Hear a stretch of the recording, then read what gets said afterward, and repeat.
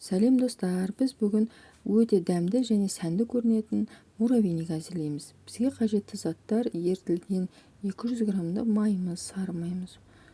Оның үстіне 200 грамдық құмшекер саламыз.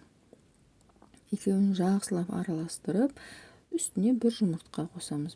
Бізге бір жұмыртқа да жеткілікті болады. Жақсылап араластырғаннан кейін бір шай қасық қопсытқышты саламыз. Қопсытқыш бізге муравейнигіміздің көтеріліп, әдемі болып пісуіне көмектеседі. Жақсылап араластырып, қоймалжың масса болғанша араластырамыз, құмшекер ерігенше. Және оның үстіне аздап ұнымызды саламыз. Ұнымызды аздап салып, біз енді қамыр илейміз. Қамыр тым қатты, тым жұмсақ болмау керек, қолға жабыспайтындай әдемі етіп илейміз. Ұнымыз жеткіліксіз болып жатса, тағы да аздап ұн қосып, қолдың көмегімен жақсылап қамыр илеп аламыз. Біздің қамырымыз қоймалжың әдемі болып шықты. Біз қамырды енді 15-20 минутқа тындырып қоямыз.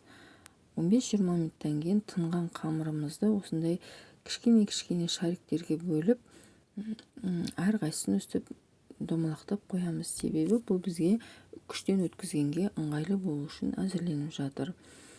Ыдысымызға күштен жақсылап қамырды осылай үгітіп аламыз. Біз қамырды қалың қылмай төсеуіміз қажет ыдысымызға.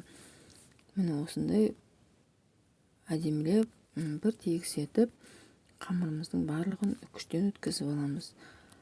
Қамырымызды 180 градустағы пешке қойып 15 минутқа пісіріп аламыз. Біздің қамырымыз жұқа болғандықтан өте жылдам піседі. Қарап тұрмасаңыздар, күйіп кетуі де мүмкін.